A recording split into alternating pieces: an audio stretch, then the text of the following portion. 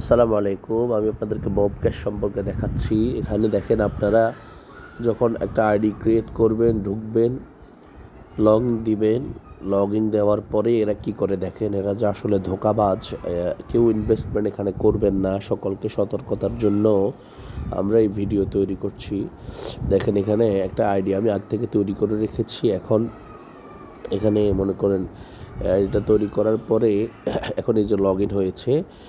Log in হওয়ার পরে এই যে দেখেন এখানে যেই লগ ইনটা, সেখানে এই যে ইনভেস্টমেন্ট এখানে আমি এখন চার্জ করছি। সেখান থেকে মনে করেন আমি ইনভেস্ট করছি একটা অ্যামাউন্ট, 500 টাকা ইনভেস্ট করেছি।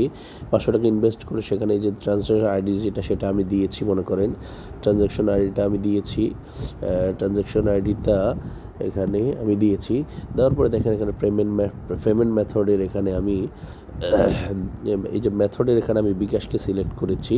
বিকাশকে সাবমিট দেওয়ার পরে এই যে উপরে আপনারা দেখতে পাচ্ছেন ইনভেস্ট সাকসেসফুল আসছে, কিন্তু এখানে আমার ব্যালেন্স শূন্য।